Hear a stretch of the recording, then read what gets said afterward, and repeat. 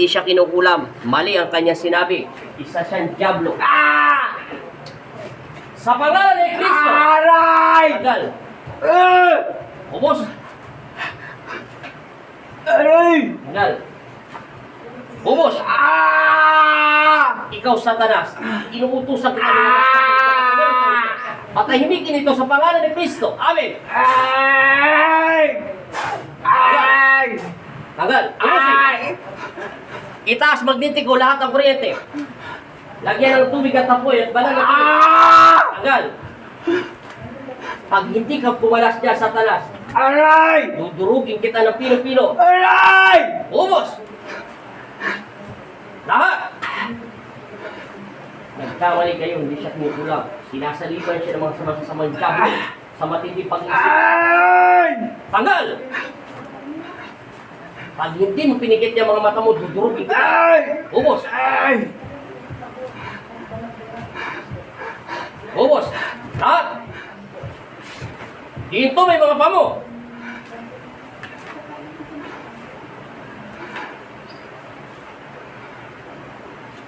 Malaki ang kanyang problema. Sumama si Satan. Nawala na. O, di ba? Tapos na.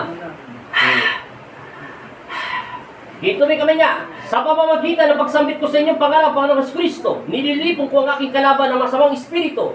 Naway kayo'y gabagayan niyo ako upang kayo maging sandat ako at maghari sa aking buhay at magpaswalang hanggan sa pangalan ng Ama at ng Anak at Espiritu Santo. Amen.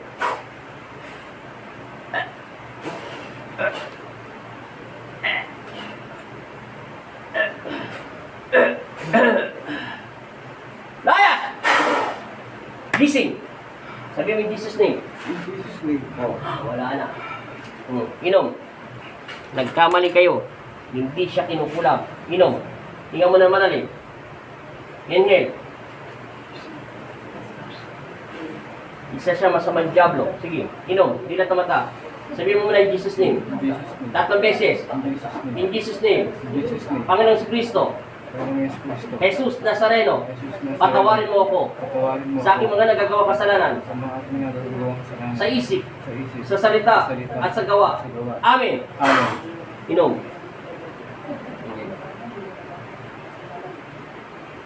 Siya pa. Relax ang isip. Tama na. Maubos mo yung tubig. Hinga naman natin. Dilat ang mga mata. Anong paramdam kaysa kanina?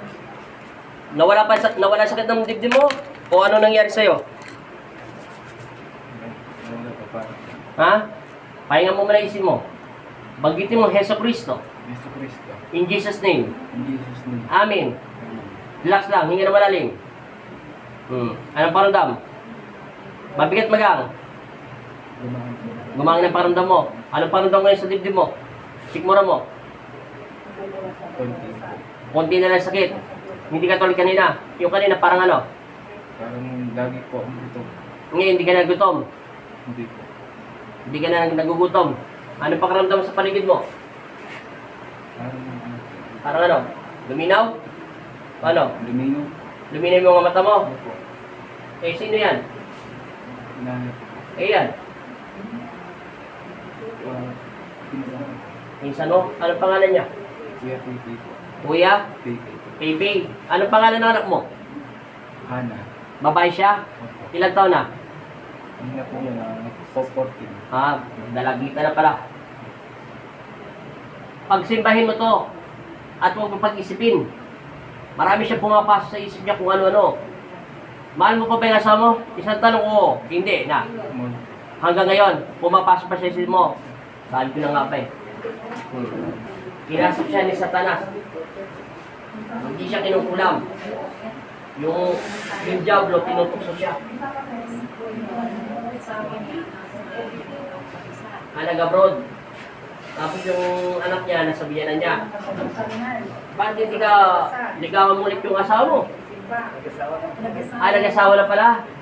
Eh kaya pala hindi ka mapag-move on, mag-asawa ka na. Nag-asawa na pala eh. Ilang taon katagal na nag-asawa? Ilang taon? Hindi, ilang taon na nang asawa niya. Nagdadalawang tayo pa. Maganda ka muna isang taon. Masama pa yun. 1 year pa. 3 years pa pwede. Pero kung matagal na sila nagsasama, pwede ka na mag-asawa. Huwag mo nang ibigin ng nag-asawa na iniwanan ka na niya, hindi ko alam kung anong dahilan, wala na akong pakialam doon. Ang trabaho ko, tanggalin si Satanas sa iyo. Maghanap ka, ayusin mo ang buhay mo, magtrabaho ka, ipakita mo, bigyan mo yung anak mo kung nangingi, kung hindi sila nanghingi, basta bigyan mo yung suporta mo, tapos magdasal ka kay Kristo na bigyan ka ng babae ng karapat-dapat, at baguhin mo yung pananaw mo para mabigyan ka ng Kristo karapat-dapat ng babae makakaintindi sa iyo. Dala yan ng matindi pag-isip. Inasok siya ni Satanas. Mali-mali sinabi sa kanya, hindi siya na-encanto, hindi na duwende, hindi siya kinukulam. Wala siyang pera para kulamin. Napasukan siya ng matitindi pag-isip. Ano pumapasok sa isip mo? Yung mga nakaraan araw bago ka nagkakasal na ganyan. Hindi ka nakakatulog. Tapos anong pumapasok sa isip mo? Yung kalungkutan. Tsaka po yung parang kinukulang, ganun po. Hindi ka kinukulam. Agad mo sa isip yung kulang-kulang. Dala yun ng trauma, imagination ng kanyang pag-isip, naghalo-halo na. Yung trauma niya, yung nakarang buhay niya, yung kalungkutan. Hindi kulang yan. Demon exercise na, pumapasok na si Satanas. Kinukuha na ni Satanas yung kahinaan niya. Mali. Narinig ko si Satanas sa kanyang isipan . Ano pakiramdam mo ngayon? Nakapagpahinga ka na? Ano po, Normal na? Luminaw na mata mo? Opo. Huwag kang mag-alala. Tinapos ko na yung kalaban mo si Satanas. Trabaho ko, kahit ikay masama ka mabuti, ibalik ka sa pananampalataya. Sana baguhin mo ang pananaw mo. Ilan taon ka na? 37 po. 37. Batang-bata ka pa pala . Magpahanap ka sa mga pinsan mo. Batang-bata ka? Bata pa. 37 pa lang. Makapag-asawa, malay mo makapag-anak ka pa. Maghanap ka pa muna ng trabaho. Huwag ka mag-asawa, wala ka trabaho, patay tayo dyan. Aasa ka kay loan natin mo. Pag mo muna, relax mo muna isip mo. Magandang lalaki ka naman. Patangos ilong mo. Relax mo. At maghanap ka ng trabaho ng kahit mabigat, basta yung may dangal, yung wala kang tinatapakan. Ano paramdam mo ngayon? Luminaw na yung pag-isip mo, pati yung mga mata mo. Okay na yan. Hindi siya kinukulam. Huwag mo na inisip, kinukulam ka. Wala kang pera, hindi ka kinukulam. Hindi ka kinukulam, pinasok ka ng Satanas. Kaya ka pala nasira ulo mo . Puro na lang inulam. Diablo siya. Tinanggalan ka ng kanyang pag-isip. Puro ka isip ng isip. Tinutukso ka ng Satanas. Hindi ka kinukulam. Mali. Wala nga ako sa isip. Wala sa lumilipad. Yun nga yun. Kasi yung masamang espiritu, dinalo siya. Yun yung matitinding emosyonal. Yun yung mga na-trauma. Yung katulad ng iniwan ng asawa, namatayan. Hindi niya matanggap nangyari sa kanyang buhay. Ibaguhin mo sarili mo. Ikaw makakatulong. Kawawa yung nanay mo. Lalo pa siyang papayat. Payat na nga. Tulungan mo sarili mo. Pag ilan tong anak nyo? Bata ka pa. Ikaw panganay? Pangatlo. Magtulungan kayo. Andiyan pa yung nanay mo hanggang buhay pa. Pwede ka pang humingi ng payo sa kanya. Malay mo makapag-asawa ka pa. Di ba lang hindi pangit, hindi maganda. Basta't yung mabait, mapagmahal. Ano yung maganda? Kung bigyan mo yung suporta mo para sa anak mo, pag hindi niya tinanggap, ano magagawa natin? Mag-ipon ka. Tulungan mo sarili mo. Kung ano lang dos. Ito talaga buhay, hindi natin halak panahon. Pero hindi ko rin kasi alam ang kasalanan mo kung bakit ka ginano ng asawa mo. Hindi ko rin alam kung hindi kita pwedeng kampiyan. Hindi ko rin pwedeng kampiyan asawa mo. Hindi kami sa gitna. Tagapagpayo lang kami. Kahit tama ka, hindi ko rin pwedeng kampiyan ng asawa mo. Sa gitna lang kami. Hindi kami pwede kumakampi. Kinakampi lang namin ang pasyente namin pag talagang pinepersonal ng ulam o pinsan iba ng Diablo. Talaga, ililigtas ka namin. Itataya namin ang buhay namin para lang kunin yung kaluluwa mo. Yan. Pag sinusumpa ka nila. Pero pagdating sa mga ganyan, gitna lang kami. Yan ang tungkulin namin bilang alipin ni Jesucristo. Okay, pakiramdam mo? Tsaka po yung pinalis yung dito. Nabala yung sakit mo. Straight na katawan. Para magalaw to. Hindi, huwag mong ganyan lang. Kabila. Para magising na yung kaluluwa mo. Pakiramdam. Galaw mo leg mo. Ano? Iangat mo yung mga kamay mo. Magang mabigat. Kanina po, parang pag tinaas ko po, parang Babagsak. Opo. Ngayon, lilipad ka na. Hindi na lang. Superman. Ganun talaga pag sinaniba ng Diablo. Straight. Tinalo ka ng emotional . Bata ka pa. 37 ka lang. Ha? Kaya nga, nag-iisip. Yan, angat mo, tingin mas maluwag pa yan. O, ano paramdam? Hindi na babagsak. Kanina po, hindi na po. Kanina po, pag ganyan po, bumabagsak bigla. Siyempre si Satanas yun. Mabigat si Satanas. Hindi kaya ng kapasiti ng katawan natin. Walang katawan lupa yun. Diablo yun. Espiritu yun. Masama yun. Basta masama. Hindi sila pwede sa tao. O, Diyos lang may karapatan umawak. Okay na. Malakas na. Ano?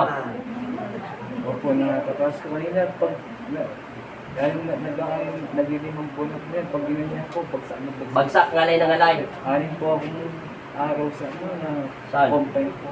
Eh, siyempre nga, kasi nga walang protein ang katawan mo, hindi ka nakakakain.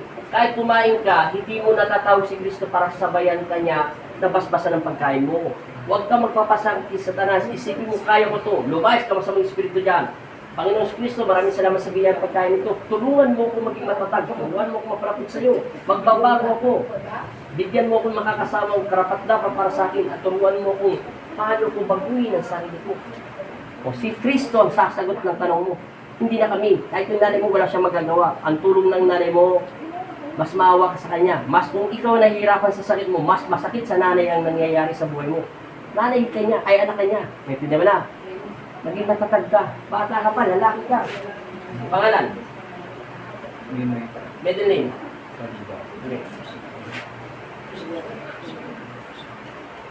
Saka po ako, lagi po akong Wala na si Satanas. lagi po ako naglalagay. Ganun lagi yung mga diablo, wala silang katawan lupa. Mga malalansa sila. Palitan agad ng damit. O, salamat. O, taga saan ka? Sa daan. O, mega shoutout. Di ka kinukulam, tanggalin mo yung kulam-kulam. Di yan kulam. Alam ko na yan. Salamat. Okay na.